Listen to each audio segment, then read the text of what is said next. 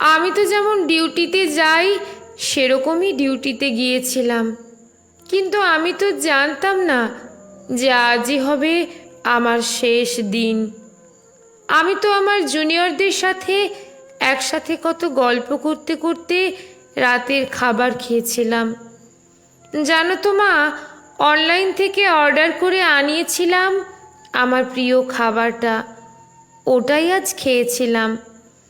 তখনও যদি একটু বুঝতে পারতাম এটাই শেষ খাওয়া, এটাই শেষ গল্প। ডিউটির বাঁধনে আমি যখন ক্লান্ত হয়ে গেলাম মা, আমার চোখ দুটো ঘুমে বন্ধ হয়ে যাচ্ছিল। একটু শরীরের ক্লান্তি মেটাতে গেলাম, তখনও যদি বুঝতাম মা সারা জীবনের মতো বিশ্রামে চলে যাব।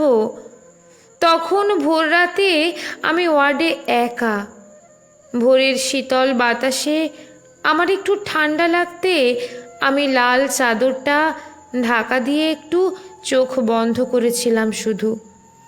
সেই সময়ের অপেক্ষায় থাকা ওরা আমার সাথে, ছি মা, আমার খুব কষ্ট হচ্ছিল জানো তো।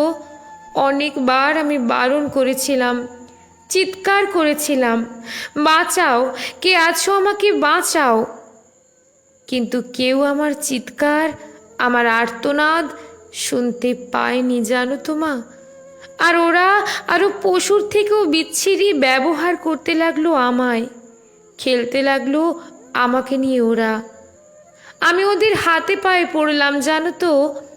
আমি এটাও বললাম যে আমাকে ছেড়ে দাও, দয়া করে ছেড়ে দাও, আমি কাউকে কিছু বলবো না, আমাকে যেতে দাও। কিন্তু ওরা আর আমায় তোমার কাছে একবার যাওয়ার সুযোগটাও দিল না, দিল না তোমার কোলে শেষবারের মতো মাথা রাখতে দিতে, দিল না শেষবার তোমার হাসি ভরা মুখটা দেখার সুযোগ, দিল না বাবার স্বপ্নে তার রাজকন্যার বড় ডাক্তার হওয়ার কাহিনীকে সত্য করতে।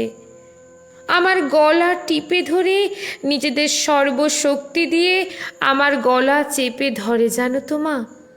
আমি অনেক চেষ্টা করেছিলাম বাঁচার, কিন্তু হয়তো আজ ভগবানও চায়নি যে আমি বেঁচে থাকি।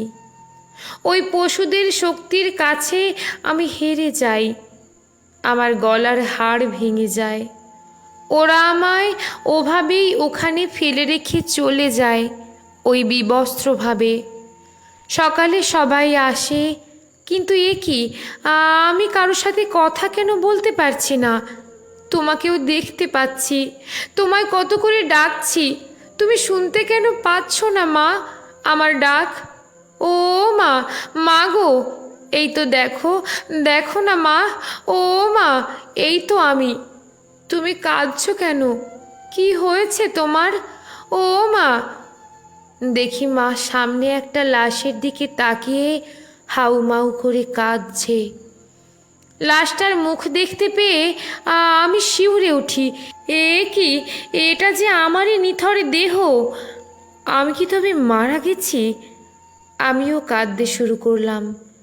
সবাই আমার এই মৃত্যুতে শোকাহত। সারা দুনিয়া আমার মৃত্যুর ঘটনা আপাতত জেনে গেছে।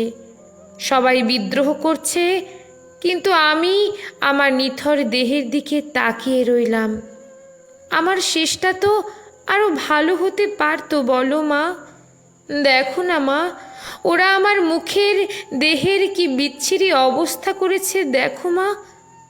আমার চিৎকার করতে ইচ্ছে করছে, কিন্তু আমার আওয়াজ এখন কেউ শুনতে পাচ্ছে না।